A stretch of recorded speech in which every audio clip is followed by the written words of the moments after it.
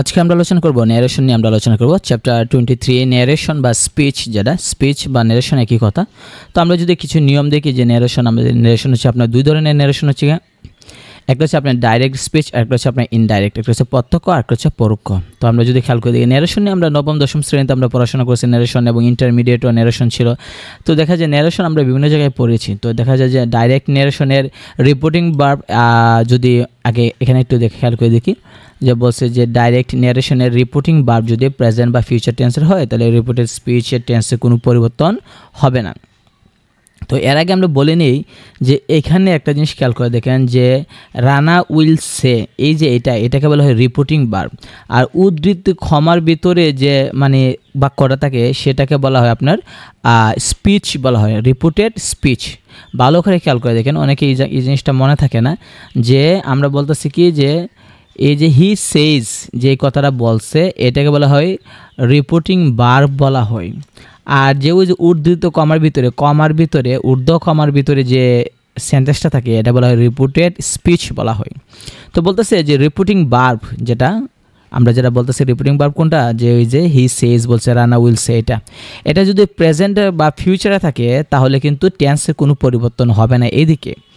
তো reporting verb যদি মানে ফার্স্ট টেন্স হয় তাহলে টেন্সের পরিবর্তন হয়। কীরকম পরিবর্তন হয় আমরা দেখি। এই রিপোর্টিং ভার্ব আবার বলতেছে, রিপোর্টিং ভার্ব বলতে হি সেজ এটাকে বলতেছে, রানা উইল সে এটা রিপোর্টিং ভার্ব। তো মনে রাখতে হবে যদি মানে এটা যদি মানে রানা উইল সে জায়গায় যদি মনে করেন ফার্স্ট টেন্স থাকে তাহলে মানে ভার্ব যদি ফার্স্ট থাকে তাহলে আমরা কি করব যে প্রেজেন্ট ইনডিফিনিট থাকলে ওই যে উদ্ধৃত কমা অর্থাৎ কমার ভিতরে ঊর্ধ্ব কমার ভিতরে যে সেন্টেন্সটা আছে সেটা যদি প্রেজেন্ট ইনডিফিনিট থাকে উভয় আমরা ফার্স্ট ইনডিফিনিট করব। প্রেজেন্ট কন্টিনিউয়াস থাকলে ফার্স্ট, পারফেক্ট থাকলে ফার্স্ট, প্রেজেন্ট পারফেক্ট কন্ডিশন থাকলে ফার্স্ট পারফেক্ট কন্টিনিউয়াস। আর একটা জিনিস মনে রাখতে হবে, ফার্স্ট ইনডিফিনিট থাকলে ফার্স্ট পারফেক্ট, আর ফার্স্ট কন্টিনিউয়াস থাকলে ফার্স্ট পারফেক্ট কন্টিনিউয়াস। এখন বলতে পারেন তাহলে ফার্স্ট পারফেক্ট থাকলে কী হবে, এখানে তো ফার্স্ট পারফেক্ট নেই, ফার্স্ট পারফেক্ট থাকলে পারফেক্টই হবে, ফার্স্ট পারফেক্ট কন্টিনিউয়াস থাকলে ফার্স্ট পারফেক্ট কন্টিনিউয়াসই হবে। মনে রাখতে হবে ফার্স্ট ইনডিফিনিট থাকলে ফার্স্ট পারফেক্ট, মানে কন্টিনিউয়াস থাকলে পারফেক্ট কন্টিনিউয়াস। তাহলে পারফেক্ট এখানে 7 নাম্বার যদি আমি দিতাম যে ফার্স্ট পারফেক্ট, এই যে ফার্স্ট পারফেক্ট, তাহলে ফার্স্ট পারফেক্ট হবে। আর 8 নাম্বার যদি দিতাম ফার্স্ট পারফেক্ট কন্টিনিউয়াস তাহলে ফার্স্ট পারফেক্ট কন্টিনিউয়াসই হবে। আর যদি আপনার মডেল অক্সিলারি ভার্ব থাকে, যেমন ক্যান থাকলে কুড বসাবো, শ্যাল উইল থাকলে আমরা শুড উড, মে থাকলে মাইট এগুলো বসাবো, আর মাস্ট যদি থাকে তাহলে হ্যাড টু বসাবো। মনে রাখতে হবে যে মানে ক্যানের ফার্স্ট কুড, মেয়ের ফার্স্ট মাইট এগুলো বসাতে হবে। আর মাস্টের তো ফার্স্ট পাইতেছি না, তাই মাস্টের ফার্স্ট হচ্ছে আপনার হ্যাড টু বসাইতে হয়। তো এখানে এই সিস্টেমে দিচ্ছে, আমরা যদি খেয়াল করে দেখি যে ধরেন এটা করিম সেড আই নো দিস বই, তাহলে এখানে খেয়াল করে দেখেন করিম সেট লিখলাম, করিম সেট কমা জাত লিখলাম দ্যাট কমা, তাহলে করিম সেট দ্যাট, তারপরে দেখেন আই আছে, আই এখানে এই কথাটা কেন বলে নাই, নিচে মনে বলা আছে। মনে রাখতে হবে যদি ফার্স্ট পারসন থাকে, ফার্স্ট পারসন কোনগুলো, আই এবং উই। ফার্স্ট পারসন কোনগুলো, আই এবং উই। যদি ফার্স্ট পারসন থাকে তাহলে ফলো করবে সাবজেক্টকে, যেহেতু এখানে আই আছে ফার্স্ট পারসন ফলো করবে সাবজেক্টকে করিম, তাহলে এখানে করিমের বসে দেবো। কিন্তু মানুষের নাম থাকলে হি বা শি বসাবো, ছেলে হলে হি, মেয়ে হলে শি, তাহলে দেখেন এখানে হি বসেছি। দেখেন নো আছে, নো যেহেতু ফার্স্ট মানে প্রেজেন্ট ইনডিফিনিট আছে এটাকে ফার্স্ট ইনডিফিনিট করেন, নো এর ফার্স্ট হচ্ছে কি আপনার নিউ। তারপরে দিস বই, দিস থাকলে দ্যাট হয়, এটা এখনও বলা হয়েছে না, নিচে গেলে পাইবেন। দিস থাকলে দ্যাট হয়, তাহলে আমরা দ্যাট বসাইলাম আর বইটা বই দিলাম। তো এখানে দেখেন কিছু দেওয়া আছে, এই যে দেখেন আর ডাইরেক্টে যদি আপনার দিস থাকে তাহলে ইনডিরেক্টে হবে আপনার দ্যাট, নাও থাকলে দেন, গো থাকলে বিফোর, আইদার থাকলে তাইদার, এখানে দেন হিতার থাকলে থিদার দেওয়া আছে, কাম থাকলে গো, দ্য সেম ডে থাকলে দ্যাট ডে বা অন দ্য ডে, ইয়েস্টারডে থাকলে দ্য প্রিভিয়াস ডে দিতে পারেন বা দ্য ডে বিফোর দিতে পারেন, last night, last week, and then this those, here there, hence thence, thus so, today that day, tomorrow the next day অথবা the following day, tonight that night, এখানে যেগুলো আছে এগুলো আপনাকে ব্যবহার করতে হবে। তাহলে ওই যেখানে আমরা বললাম যেখানে যে দিস ছিল তাই আমরা এটা কী করছি, দ্যাট করে দিছি। তো আবার আমরা যদি খেয়াল করে দেখি এখানে দেখেন আছে অনেকগুলো দেওয়া আছে যেগুলো আমাদেরকে করতে হবে। তো একটা জিনিস মনে রাখবেন, কাম থাকলে গো হয় কিন্তু গো থাকলে কাম হয় না, মানে উল্টা হবে না। এখানে খেয়াল করে দেখেন যেখানে দেওয়া আছে যে কাম থাকলে ডাইরেক্টে কাম থাকলে গো হবে, এখন ডাইরেক্টে যদি গো থাকে তাহলে উল্টা হবে না, মনে রাখবেন। আবার বলতেছি দেখেন টুডে থাকলে দ্যাট ডে, এখন যদি দ্যাট ডেটা যদি আপনি ডাইরেক্টের মধ্যে থাকে তাহলে টুডে আমরা ব্যবহার করবো না, মানে উল্টা হবে না, যে টুডে থাকলে দ্যাট ডে দেবো কিন্তু দ্যাট ডে থাকলে টুডে দেবো না। ঠিক আছে, এটা আমাদের খেয়াল রাখতে হবে। অর্থাৎ ডাইরেক্টে যদি টুডে থাকে তাহলে দ্যাট ডে করব, কিন্তু ডাইরেক্টে যদি দ্যাট ডে থাকে তাহলে উল্টা হবে না। তো আমরা এখানে অনেকগুলো আছে পার্সনের পরিবর্তন, যেগুলো আমরা বলছিলাম যে ফার্স্ট পার্সন যদি আই এবং উই থাকে তাহলে ফলো করবে সাবজেক্টকে। যেমন দেখেন he shed to me I am unwell, তাহলে হি সেড টু জাত আমরা কী লিখলাম, টোল্ড লিখলাম, মি কমা জাত দ্যাট লিখলাম। তারপরে দেখেন এখানে আই আছে, আই যেহেতু ফার্স্ট পার্সন ফলো করবে সাবজেক্টকে হি, তাই আমরা হি বসেছি। আর এটা দেখেন এটা হচ্ছে প্রেজেন্ট ইনডিফিনিট, তাই এটাকে ফার্স্ট ইনডিফিনিট করেন, এম জাত ওয়াজ আনওয়েল। আর সেকেন্ড পার্সন যদি থাকে তাহলে অবজেক্টকে ফলো করবে। দেখেন Nadim said to his mother, এখানে নাদিম হচ্ছে সাবজেক্ট আর হিজ মাদার হচ্ছে অবজেক্ট। কেন, নাদিম যে কথা বলে সে সাবজেক্ট আর যে শুনে সে হচ্ছে object. Will you give me money, তাহলে দেখেন নাদিম আস্কড হিজ মাদার, প্রশ্ন করছে তাই set is asked me his mother. আর বি ভার্ব দ্য প্রশ্ন করলে হবে আপনার ইফ, আর ডব্লিউ ইজ দ্য প্রশ্ন করলে ডব্লিউ ইজ হবে। তাহলে ইফ লিখলাম, ইউ যেহেতু সেকেন্ড পার্সন ফলো করবে অবজেক্টকে হিজ মাদার, তাহলে এখানে হিজ মাদার আনবো না, আমরা এটাকে মানে হিজ মাদারকে আমরা আগে বলেছি যে ছেলে হলে হি, মেয়ে হইলে শি, তাহলে আমরা শি আনবো।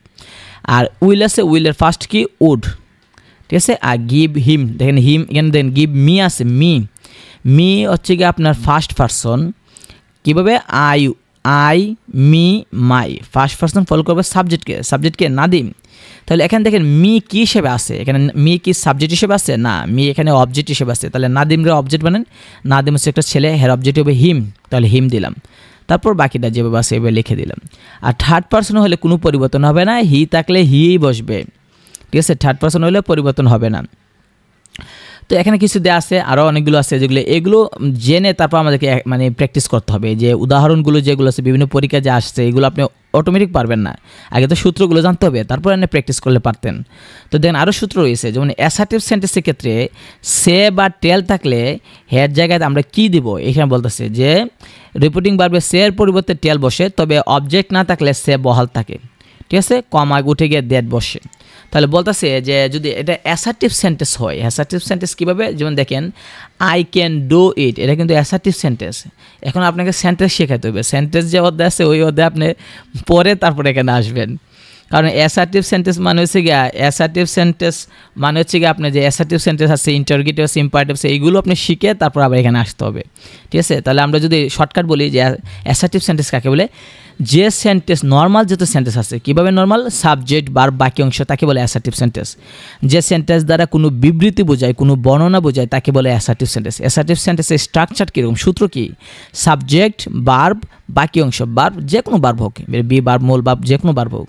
অ্যাসার্টিভ সেন্টেন্স কি, সাবজেক্ট ভার্ব বাকি অংশ, সেটাকে বলে অ্যাসার্টিভ সেন্টেন্স। এরকম অ্যাসার্টিভ সেন্টেন্স থাকলে এই যে দেখেন হি সেড, এখানে দেখেন হি সেড বলতেছে কি, he said I can do the work, এখানে দেখেন আই হচ্ছে সাবজেক্ট, ক্যান হচ্ছে ভার্ব, দা হচ্ছে বাকি অংশ, ডু ভার্ব, দা হচ্ছে বাকি অংশ। তাহলে সাবজেক্ট ভার্ব বাকি অংশ আছে, তাহলে সেটা অ্যাসার্টিভ সেন্টেন্স।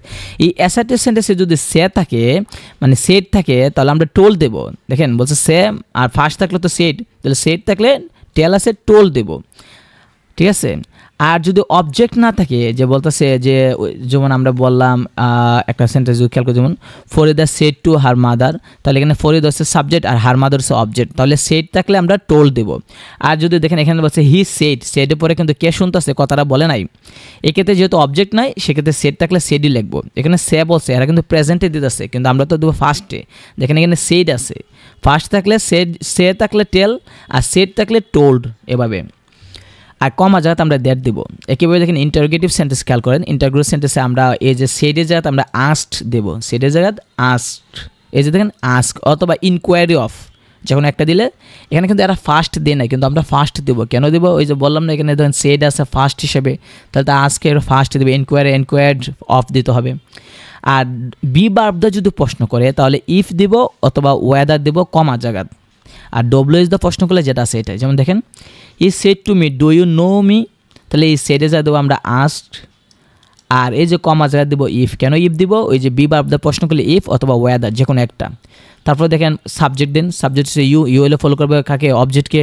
ইউ যেহেতু সেকেন্ড পার্সন ফলো করবে অবজেক্ট হচ্ছে মি, তাহলে এখানে ইউ তো সাবজেক্ট হিসেবে আছে আর মি তো অবজেক্ট হিসেবে আছে, তাহলে ইউ যেহেতু সাবজেক্ট হিসেবে কোন ফর্মেট আছে ইউ সাবজেক্ট, তাহলে আমরা এই মিরে আমরা সাবজেক্ট বানাম, এর সাবজেক্ট কি আই। তারপরে দেখেন নো দেওয়া আছে, এটা present indefinite, do you know me, এটা মানে প্রেজেন্ট ইনডিফিনিট, তাই এটা ফার্স্ট ইনডিফিনিট করেন, কারণ আমরা জানি প্রেজেন্ট ইনডিফিনিট থাকলে ফার্স্ট ইনডিফিনিট, প্রেজেন্ট কন্টিনিউয়াস থাকলে ফার্স্ট কন্টিনিউয়াস, প্রেজেন্ট পারফেক্ট থাকলে ফার্স্ট পারফেক্ট, তাহলে আমরা নো এর ফার্স্ট হচ্ছে নিউ দিলাম। আর দেখেন এখানে মি আছে, মি মানে হচ্ছে কি আপনার ফার্স্ট পারসন, ফলো করবে কাকে, ফলো করবে সাবজেক্টকে, সাবজেক্টকে হি, তাহলে এখানে যেহেতু মি অবজেক্ট হয়ে আছে তাহলে হি রে অবজেক্ট হিসেবে আনেন হিম। আর ডব্লিউএস থাকলে ডব্লিউএস, দেখেন how old is your mother, she asked me, তাহলে আমরা লিখলাম হি আস্কড মি, তাহলে লিখলাম হি আস্কড মি, আর কমার জায়গাতে হাউই থাকবে, ঠিক আছে। ওল্ড ঠিক থাকবে, হাউ ওল্ড একসাথে, হাউ ওল্ড লিখলাম একসাথে, তারপর আমরা লিখবো যে ইউর মাদার দেয়া আছে, আগে মানে মনে রাখতে হবে যে আগে সাবজেক্ট তারপর ভার্ব, তাহলে ইউর মাদার আছে, ইউ মানে হচ্ছে সেকেন্ড পারসন, ফলো করবে অবজেক্টকে, অবজেক্ট হচ্ছে মি, তাহলে ইউর যেহেতু পসেসিভ আছে, মি এর পসেসিভ হচ্ছে মাই, তাহলে মাই মাদার, আর ইজ আছে, ইজের ফার্স্ট হচ্ছে আপনার ওয়াজ। মনে রাখতে হবে আমরা যখন ইনডাইরেক্ট করব যে কোনো সেন্টেন্স থাকুক না কেন এটাকে আমরা অ্যাসার্টিভ সেন্টেন্স করব, ঠিক আছে, অ্যাসার্টিভ করব। মনে রাখবেন যদিও এখানে দেয়া আছে, এখানে দেখেন how old is mother, how old is your mother, এখানে যেটা এটা ইন্টারোগেটিভ দেয়া আছে, কিন্তু আমরা যখন উত্তরটা লিখবো সেটা কিন্তু হবে কি, সেটা হবে আপনার অ্যাসার্টিভ হবে, অ্যাসার্টিভ, ঠিক আছে। আপনি খেয়াল করে দেখেন এখানে ডু ইউ নো মি, এই যে এখানে ডু ইউ নো মি এটা কিন্তু ইন্টারোগেটিভ, কিন্তু আমরা তো উত্তরটা লিখছি ইনডাইরেক্ট করছি, দেখেন কমার জায়গাতে ইফ দিছি, তারপরে দেখেন আই নিউ হিম, প্রথমে সাবজেক্ট তারপর ভার্ব তারপর বাকি অংশ, তার মানে এটা অ্যাসার্টিভ থাকুক, ইন্টারোগেটিভ থাকুক, ইম্পারেটিভ, অপটেটিভ, এক্সক্লেমেটিভ যেটা খুব সেটা থাকুক, আমরা যখন ইনডাইরেক্ট করবো এই সেন্টেন্সগুলোকে আমরা অ্যাসার্টিভ ফরম্যাটে করব, মানে সাবজেক্ট দেবো আগে, তারপর ভার্ব, তারপর বাকি অংশ। তো একইভাবে দেখেন এখানে দেওয়া আছে ইম্পারেটিভ, ইম্পারেটিভ দুই ধরনের হয়, একটা হচ্ছে ভার্ব দিয়ে শুরু হয়, আর একটা হচ্ছে আপনার লেট দিয়ে শুরু হয়। তো ভার্ব দিয়ে যদি শুরু হয় তাহলে দেখেন এখানে বলছে যে ভার্ব দিয়ে যদি শুরু হয়, সে থাকলে সে এর পরিবর্তে আমরা order, command, request, advise, beg, ask, tell এগুলো ব্যবহার করব। টেল মানে এগুলো ফার্স্ট দেব, টোল্ড দেব কি, ঠিক আছে। আর কমার জায়গাতে আমরা টু দেব। আমরা কিন্তু এখন বলতেছি ভার্ব দিয়ে শুরু, ইম্পারেটিভ কিন্তু দুই ধরনের, একটা হচ্ছে ভার্ব দিয়ে শুরু হলে সেটা কী ভার্ব জানা দরকার নাই, যে কোনো ভার্ব হোক, সেটা বি ভার্ব, মূল verb, be verb, auxiliary verb, আর যে কোনো ভার্ব হোক, মানে বলতেছি যে যদি ভার্ব দিয়ে শুরু হয় তাহলে আমরা সের জায়গাতে আমরা সে দিয়ে যা দেবো, অর্ডার, কমান্ড, রিকোয়েস্ট থেকে দেবো, অথবা টোল্ডও দিতে পারি। আর কমার জায়গা তো উপরে আমরা বলছিলাম দ্যাট দেওয়ার জন্য, আর ইন্টারোগেটিভ বলছিলাম ইফ বা ডব্লিউ শব্দ দেওয়ার জন্য, কিন্তু এখানে কমার জায়গাতে আমরা টু দেবো। আর নট থাকলে আমরা নট টু লিখবো, টু নট লিখবো না, নট টু লিখবো। আর প্লিজ বা মানে যদি কাইন্ডলি থাকে তাহলে আমরা দেবো আপনার মানে রিকোয়েস্টেড কথাটা বলবো, যদি প্লিজ থাকে বা কাইন্ডলি থাকে তাহলে রিকোয়েস্টেড, আর স্যার থাকলে আমরা রেসপেক্টফুলি বলবো। আচ্ছা এটাকে বুঝাই, তারপর লেট দা আসতেছি, তাহলে এখানে খেয়াল করে দেখেন যেখানে বলছে the teacher said two Alam work regularly, খেয়াল করেন ওয়ার্ক কাজ করা ভার্ব দিয়ে শুরু হয়েছে, তার মানে এটা ইম্পারেটিভ কিন্তু ভার্ব দিয়ে শুরু হয়েছে, তাহলে দ্য টিচার সেডে যাতে আমরা লিখবো অ্যাডভাইসড, ঠিক আছে। দ্য টিচার অ্যাডভাইস, সেটা যা লাগবে অ্যাডভাইসড, কেন উপদেশ দিছে। এখন আপনি বুঝলেন না যে এটা উপদেশ নাকি আদেশ দিছে নাকি কি দিছে, তাহলে আপনি টোল্ড ব্যবহার করবেন, না বুঝলে টোল্ড, ঠিক আছে। তারপর দিলাম তাহলে সেটা যা দিলাম অ্যাডভাইস, শিট দ্য টিচার অ্যাডভাইসড আলম, তারপর কমা জায়গা বলছি টু দিলাম টু, তারপর বাকি অংশ ওয়ার্ক রেগুলারলি, কারণ টু এর পরে তো ভার্ব বসে, টু প্লাস ভার্ব, তাহলে ওয়ার্ক রেগুলারলি শেষ। এখন দেখেন এই নিয়মে কোন জায়গা আছে, আবার বলতেছি যদি আপনি না বুঝেন যে এখানে যে এটা কি মানে উপদেশ নাকি আদেশ না অনুরোধ, তাহলে মানে টোল্ড দিবেন, আর বুঝলে অর্ডার, কমান্ড, রিকোয়েস্ট। এখন আপনি খেয়াল করে দেখেন এই নিয়মে আর কোনো কিছু হয় কি না, দেখেন এখানে টোল্ডের পরে টু দিচ্ছে, টোল্ডের পরে তো টু হয় না, তাই এটা বাদ, তাহলে তা বাকিগুলো তো মিলেই না। এই যে এটা দেখেন ডোন্ট ওয়াস্ট ইউর টাইম, এই যে সেন্টেন্সটা এটা, ঠিক আছে। The boss said the employees, তাহলে আমরা বললাম দ্য বস সেড যা দিলাম অ্যাডভাইসড দ্য এমপ্লয়িজ। এখন আমি অ্যাডভাইসড আমি জানি না এটা উপদেশ দিচ্ছে কিনা, আদেশ দিচ্ছে কিনা, অনুরোধ দিচ্ছে কিনা, তাহলে টোল্ড ব্যবহার করবো, ঠিক আছে, না বুঝলে টোল্ড। তাহলে বাকিগুলো যদি টোল্ড থাকে অপশন, অনেকে বলতে পারে যে তো অপশনে যদি টোল্ড থাকে এটা যদি না হবে না, ঠিক আছে, কেন হবে না, বাকিগুলো গিয়ে দেখবেন মিলে না, ঠিক আছে। আমরা না বুঝলে টোল্ড দেবো, আর অ্যাডভাইস দিয়ে দিচ্ছে অ্যাডভাইস সমস্যা নাই, কিন্তু মনে রাখবেন যে নিচে যদি একটা মাঝে যদি টোল্ড দেওয়া থাকতো তাহলে মনে রাখবেন যে এটা মিলল না, এই দিক দিয়ে শেষের দিক দিয়ে দেখবেন কোনো না কোনো জায়গায় একটা ফেস আছে, এই কারণে আমরা না বুঝলে টোল্ড দেবো, আর বুঝলে অ্যাডভাইসড, অর্ডার যেগুলো, আর প্লিজ থাকলে রিকোয়েস্টেড, কাইন্ডলি থাকলে রিকোয়েস্টেড, ঠিক আছে, স্যার থাকলে রেসপেক্টফুলি। তাহলে আমরা দ্য বস সেড যা দিলাম আমরা অ্যাডভাইসড দ্য এমপ্লয়িজ। এখন দেখেন কমা যা দিতে হবে কি টু, এখানে কিন্তু নট আছে, ডোন্ট নট আছে, তাহলে টু টু নট হবে না, নট টু। আমরা উপরে বলছিলাম যে নট টু ব্যবহার করতে হবে, দিলাম নট টু। তারপর আমরা বাকি অংশ ওয়েস্ট দিলাম। তারপরে ইউ হচ্ছে আপনার সেকেন্ড পারসন, ফলো করবো অবজেক্টকে, যে কথাটা শুনতেছে সে অবজেক্ট হচ্ছে এমপ্লয়িজ। তাহলে যেহেতু তারা কথা এমপ্লয়ি না, এমপ্লয়িজ মানে অনেকগুলো এমপ্লয়িজ, মানে অনেকগুলো কর্মচারী, এমপ্লয়ি মানে শেষে এস আছে, তাহলে অনেকগুলো যেহেতু হচ্ছে তাহলে আমরা কী দিব, মানে দে ব্যবহার করব। কেন এখানে দেখেন আছে ইউর মানে হচ্ছে আপনার সেকেন্ড পারসন হলো ফলো করবো কাকে, অবজেক্টকে। অবজেক্ট হচ্ছে এমপ্লয়ি যদি ছেলে হয় তাহলে আমরা হি দেব, মেয়ে হইলে শি হইব। অবজেক্ট যদি ছেলে হয় তাহলে হি দেব, নাম দেব না। ছেলে হলে হি দেব, মেয়ে হইলে শি দেব, নাম দেব না। আর অনেকগুলো বোঝাইলে আমরা দে দেব। আর যদি বস্তু হইলে আমরা ইট দেব। তাহলে এমপ্লয়িজ মানে অনেকগুলো, তাই আমরা দে দেবো, তাদের নাম দেবো না, এমপ্লয়ি কথা আনবো না। মানুষের নাম উল্লেখ থাকলে রানা উল্লেখ থাকলে রানা দেবো না, দেব মানে হি দেব। মিনা উল্লেখ থাকলে আমরা মিনা লিখবো না, দেব শি দেব। তাহলে আমরা দিলাম এখানে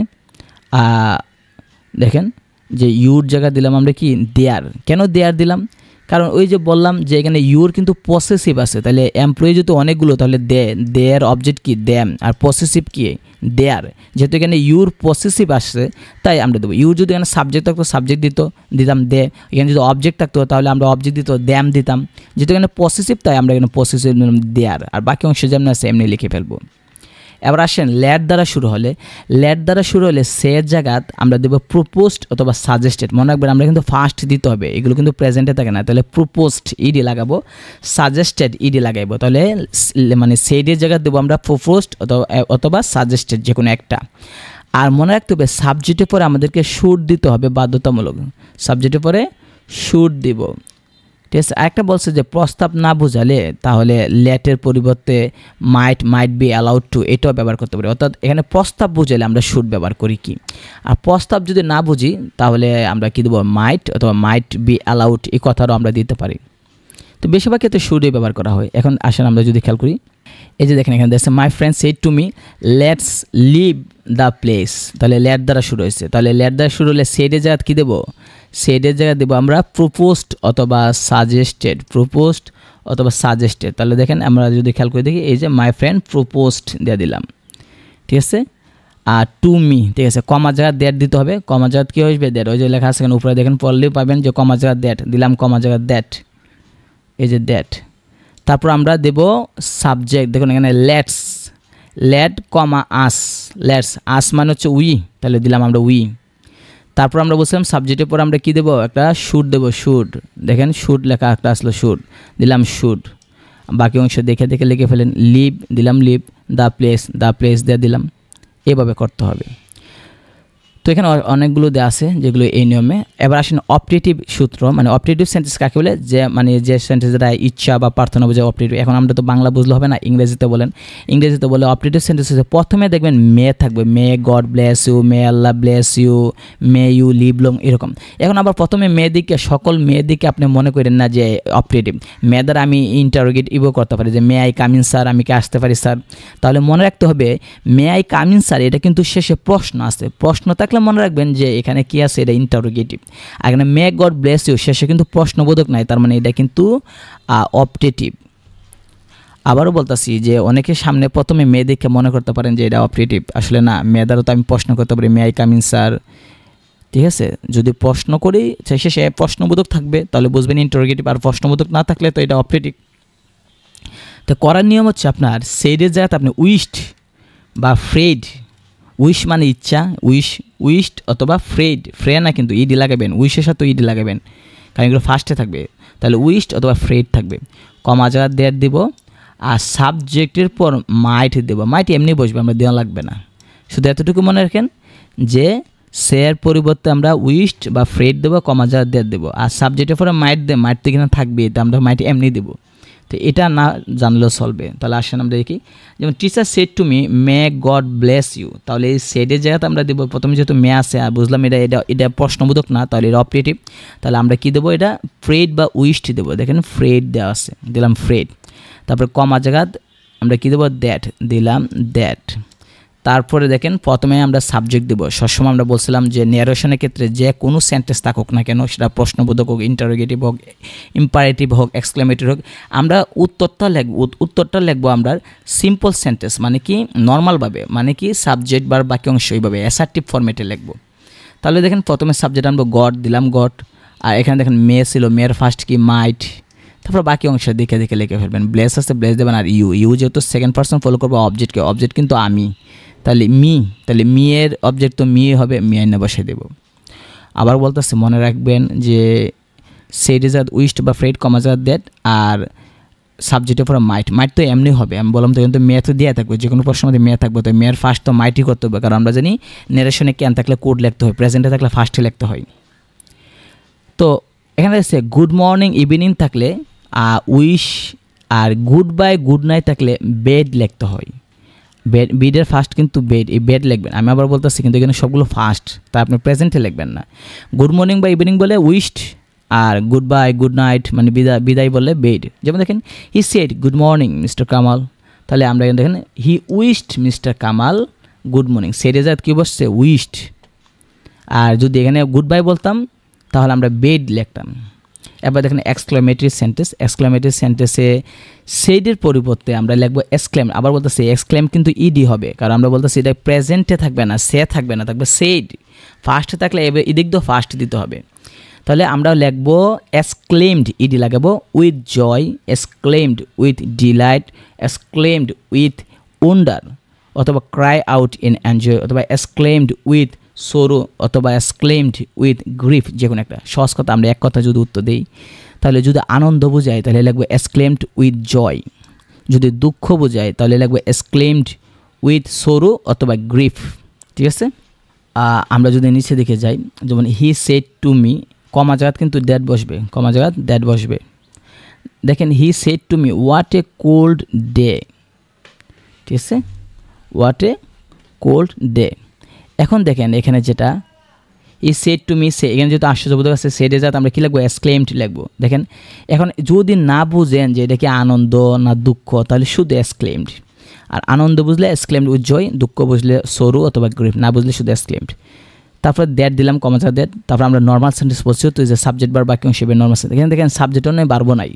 হোয়াট এ কোল্ড ডে আসছিল কিন্তু লেখছে না, what a cold day it is, এখানে ইট ইজ আছে। বেশিরভাগ সেন্টেন্সে দেখবেন এই ইট ইজটা থাকতো না। ঠিক আছে, তাহলে এখানে বোঝা গেলে ইট ইজ আছে। তাহলে ইট যেহেতু হচ্ছে আপনার থার্ড পার্সন হলে কাউকে ফলো করে না, তাই ইটই বসবে। ইজের ফার্স্ট হচ্ছে ওয়াজ, আর বাকিটা দেখে লিখে রাখবেন এ কোল্ড ডে। তাহলে এখানে বেরিয়ে আসলো কেন? আমরা অ্যাফার্মেটিভ নেগেটিভের ক্ষেত্রে আমরা পড়েছিলাম যে চেঞ্জিং সেন্টেন্সের ক্ষেত্রে, অ্যাফার্মেটিভ নেগেটিভের ক্ষেত্রে এইগুলোর ক্ষেত্রে আমরা পড়েছি যে এক্সক্লেমেটরি যদি করতে হয় অ্যাসার্টিভ থেকে এক্সক্লেমেটরি, তাহলে বেরি বাদ যায়, ওই কারণে আমরা আবার বেরি দিতে হয়। ঠিক আছে, আর যদি অনেক সময় গ্রেটও দিতে হয়, তাহলে বুঝবো কীভাবে বেরি না গ্রেট। ওয়ার্ড থাকলে আমরা দেবো গ্রেট, আর হাউ থাকলে বা এরকম থাকলে আমরা বেরি দিতে হয়। তো সাধারণত নর্মালি আমরা বুঝবো কীভাবে যে ওয়ার্ড বা হাউ দিয়ে বাক্য শুরু হলে এদের পরিবর্তে নাউনের পূর্বে গ্রেট এবং অ্যাডজেক্টিভ এর পূর্বে বেরি দিতে হয়। মানে বলতেছে যে যদি নাউন হয় তাহলে আমরা বেরি দেব, নাউন হলে না অ্যাডজেক্টিভ হলে আমরা দেব বেরি, আর নাউন হলে দেব গ্রেট। তাহলে দেখেন কোল্ড মানে ঠান্ডা, ঠান্ডা যেহেতু এটা হচ্ছে আপনার অ্যাডজেক্টিভ, তাই আমরা বেরি দিছি। ঠিক আছে, ইট ওয়াজ এ বেরি আ কোল্ড ডে। বোঝা গেছে? মানে যদি অ্যাডজেক্টিভ হয় দেখবেন যে ওই জায়গায় দেখছেন কোল্ড, যে মানে যে জায়গার মধ্যে আপনি বেরিটা বসাবেন, অ্যাডজেক্টিভ হলে বেরি দিবেন, আর নাউন হলে গ্রেট দিবেন। আরেকটা বোঝায়, এখানে তো তেমন বোঝা যাচ্ছে না। দেখেন he said what a beautiful bird, তাহলে হি সেডে যাত লাগবো হি এক্সক্লেমড, আনন্দ দুঃখ আমি বুঝি নাই তাই শুধু এক্সক্লেমড লিখলাম, কমা যাত লিখলাম দ্যাট। তারপরে দেখেন হোয়াট এ বিউটিফুল বার্ড, এরপরে বারবো নাই, সাবজেক্টও নাই, তাই বোঝা নেবো যে এখানে ছিল ইট ইজ ছিল, যা দেয় নাই। ঠিক আছে, ইট ইজ, তাহলে ইট আমরা লিখবো, ইটের তো ইট হচ্ছে আপনার থার্ড পারসন, হি সি এগুলো থার্ড পারসন থাকলে কোনো কাউকে সাবজেক্টকেও ফলো করে না, অবজেক্টকেও ফলো করে না, তাই ইট দিলাম। ইজের ফার্স্ট ওয়াজ দিলাম, তাহলে এ বিউটিফুল বার্ড লিখলাম এ বিউটিফুল বার্ড। এখন আমরা বলবো যে ওই যে বেরি দিতে হবে, দেখেন বিউটিফুল হচ্ছে কি অ্যাডজেক্টিভ, তাই তার আগে আমরা বেরি লিখছি। আর যদি মানে নাউন থাকতো তাহলে আমরা গ্রেড দিতাম। অ্যাডজেক্টিভ হলে আমরা বেরি দেব, আর নাউন হলে আমরা গ্রেড দেব। যেহেতু বিউটিফুল একটা হচ্ছে অ্যাডজেক্টিভ, তাই বেরি দিলাম। এ হলো ন্যারেশন।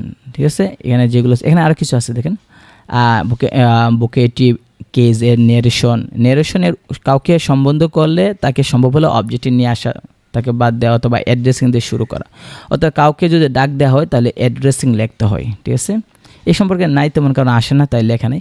আর মনে রাখতে হবে চিরন্তন সত্য হলে, বৈজ্ঞানিক সত্য হলে তাহলে টেন্সের কোনো পরিবর্তন হবে না। ঠিক আছে, চিরন্তন সত্য হলে, যেমন দেখেন the teacher said honesty is the best policy, তাহলে আমরা লিখলাম the teacher said that honesty is the best policy. দেখেন এখানে ইজ আছে, এখানেও ইজের আছে। কেন আমরা বললাম তো প্রেজেন্টে থাকলে তো ফার্স্টে করতে হয় না, কিন্তু এটা তো চিরন্তন সত্য কথা, তাই এটাকে আমরা ফার্স্ট করব না। চিরন্তন সত্য, অভ্যাসগত সত্য, বৈজ্ঞানিক সত্য, এগুলো ক্ষেত্রে গাণিতিক সত্য যেমন 2 এ 2 4 হয়, এগুলো ক্ষেত্রে আমরা ফার্স্ট দিব না। প্রোনাউন চেঞ্জ করব, যদি ফার্স্ট পারসন হয় ফলো করব সাবজেক্টকে, সেকেন্ড পারসন হলে ফলো করব অবজেক্টে, ঠিক আছে, কিন্তু টেন্সে পরিবর্তন হবে না। যেমন আপনি বাংলায় মানে ডাইরেক্ট বললেন পৃথিবী গোলাকার, এখন আপনি যদি এটা ইনডাইরেক্টে ফার্স্টে করেন তাহলে হবে পৃথিবী ছিল গোলাকার, তাহলে বোঝা যাবে যে আগে গোলাকার ছিল এখন গোলাকার না। আবার বলতেছি যে চিরন্ত সত্য ক্ষেত্রে কেন টেন্সে হয় না, কারণ আপনি যদি মনে করেন বলেন যে শিক্ষক বলল পৃথিবী গোলাকার, এখন আপনি এটারে ইনডাইরেক্ট করলেন, শিক্ষক বললেন যে পৃথিবী গোলাকার ছিল, কারণ প্রেজেন্টে থাকলে ফার্স্টে করতে হয়। তাহলে পৃথিবী গোলাকার ছিল দ্বারা কী বোঝাইলেন, আগে গোলাকার ছিল আর এখন নাই। এই কারণে চিরন্ত সত্যের ক্ষেত্রে টেন্সের পরিবর্তন হয় না। এখানে দেখেন আবার দেওয়া আছে যে কী দেখছে যে ডিরেক্ট নেরেশনে, রিপোর্টেড স্পিচে, ফুল লাইন, এগুলো লাগে না, দরকার নেই, যেগুলো আসে না। এখন দেন রিয়েল টেস্টে দেখেন এখানে অনেকগুলো প্রশ্ন নেরেশন থেকে আসে, দেখেন 46তম, 42তম, 38তম আসছে, পিএসসি তো আসছে, অনেক প্রশ্ন আছে। ঠিক আছে, আপনি উপরে মানে জিনিসগুলো পারলে, উপরে সূত্রগুলো পারলে এখানে পারবেন, আর না পাইরা এখানে আসলে পারবেন না। আর একটা জিনিস মনে রাখবেন, আগে সূত্র শিখতে হবে, ভালো করে আয়ত্ত আনার পরে তারপর প্র্যাকটিস দেখবেন সবগুলো ঠিক পারবেন। এই কারণে আপনাকে আগে সূত্রগুলো শিখে তারপর ধরে ধরে একটা একটা করে শিখবেন। তো এতগুলো যে আমাদের দেওয়া আছে, মনে করেন যে এতগুলো যে এক্সারসাইজ দেওয়া আছে, বিগত সালের প্রশ্নগুলো আছে, এক একটা করে যদি আমি ধরে ধরে আপনাকে বুঝাই যাই তাহলে দেখা যাবে যে অনেক সময় লাগবে। একটা অধ্যায় নিয়ে দেখবেন 2-2.5 ঘন্টা 3 ঘন্টা চলে যাবে ভিডিও বানাইতে। তো এত লং ভিডিও বানাইলে দেখা যায় কেউ দেখে না, যার কারণে সম্ভব না। কিন্তু আপনি যদি মানে আমাদের কোর্সে ভর্তি হন, আমরা আপনাদের জন্য অনলাইন কোর্সের ব্যবস্থা করেছি, যেটা হচ্ছে আপনার ইংরেজি, গণিত, বাংলা ব্যাকরণ, বর্তমানে এই 3টে চালু আছে। তো আপনি ইংরেজি যে কোনো বই হোক, সেটা মাস্টার প্রফেসর যে কোনো হোক, বা গণিত যে কোনো হোক, প্রফেসর আছে, সায়েন্স ম্যাথ আছে, যে কোনো হোক, বা MP3 বলেন, একটা হইলে চলে। আমরা আপনাদেরকে অনলাইনে মানে কোর্স চালু করে রেখেছি, আপনারা ইচ্ছা করলে ভর্তি হতে পারবেন। যদি আপনারা কোর্সে ভর্তি হন তাহলে আমরা প্রত্যেকটা প্রশ্ন যে আছে, এই যে প্রত্যেকটা কিন্তু আমরা ধরে ধরে আপনাকে শেখাবো, প্রত্যেকটা এক্সারসাইজ। মনে রাখবেন এই যে এক্সারসাইজগুলো যদি আপনি পারেন তাহলে কিন্তু মানে প্র্যাকটিস করেন, তাহলে কিন্তু এইগুলোই রিপিট আসে। যেগুলো ইউনিভার্সিটিতে আসছে দেখবেন এইটা কোনো না কোনো ব্যাংক পরীক্ষা, কোনো না কোনো দেখা যায় প্রাইমারি বা NTRCA মধ্যে আসে। ঠিক আছে, তাই এইগুলো প্র্যাকটিস করতে হবে। তো এইগুলো প্র্যাকটিস করতে হলে প্রত্যেকটা ধরে ধরে শিখতে হবে। এই ধরে ধরে শেখাটা তো অনেক সময় ব্যাপার। তো এই কারণে আমরা যারা অনলাইনে যারা আমাদের কোর্স করে তাদেরকে আমরা ধরে ধরে প্রত্যেকটা একটা একটা করে বোঝাই, এবং বাসা কাজ দিয়ে একটা টপিক, মনে করেন আজকে নেরেশন বাসা কাজ দিলাম, যত এক্সারসাইজ আছে সবগুলো দেখলেন। একদিন পরে আমরা আপনাদের সাথে আবার যখন অনলাইনে ক্লাস করব তখন যে আপনার যে সমস্যা, যে এক্সারসাইজগুলো মনে করেন যে 12 নাম্বারটা আপনি বুঝছেন না বাসার মধ্যে, তা আপনি তখন অনলাইনের মধ্যে আপনি বলবেন যে 12 নাম্বারটা বুঝি নাই, আমাদের বুঝাই দেন, তাহলে আমরা বুঝাই দেবো এইভাবে। কারণ আপনাকে একটা একটা করে বুঝে যেতে হবে। আপনি শুধু সূত্র পড়া এগুলো না দেখে যদি আপনি চলে যান পরীক্ষা হলে পারবেন না, কারণ প্র্যাকটিস করতে হবে। আপনি অঙ্কের সূত্র শিখলেন আর অঙ্ক করলেন না, হবে না। একইভাবে আপনি ন্যারেশনের সূত্র শিখে প্র্যাকটিস না করলে হবে না, এখানে প্র্যাকটিস করতে হবে। ঠিক আছে, প্র্যাকটিস করতেই হবে। যত প্র্যাকটিস আজ বিগত সালে যত প্রশ্নগুলো আছে এগুলো প্র্যাকটিস করবেন, মানে কি যত প্র্যাকটিস করবেন তত আপনি ভালো পারবেন। আর প্র্যাকটিস ছাড়া সূত্র পারলে যে হ্যাঁ ফার্স্ট পারসন হলে ফলো করবে সাবজেক্টকে, সেকেন্ড পারসন হলে ফলো করবে অবজেক্টকে, কিন্তু এভাবে করলে হবে না, আপনাকে কিন্তু প্র্যাকটিস করতে হবে। ঠিক আছে, তাই একটা একটা ধরে ধরে প্র্যাকটিস করতে হবে।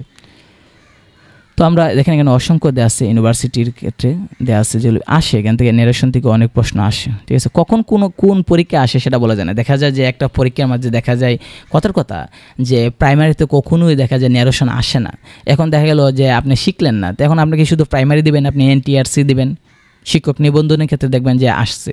আর আসে নাই বলে কি, বিগত সালে আসে নাই বলে এখন যে আসবে না সেটা তো হবে না, এখন তো আসতে পারে, কারণ প্রশ্ন দিন দিন কঠিন হইতেছে। পরবর্তীতে আমরা চ্যাপ্টার 24 ট্যাগ কোয়েকশন নিয়ে আমরা আলোচনা করব।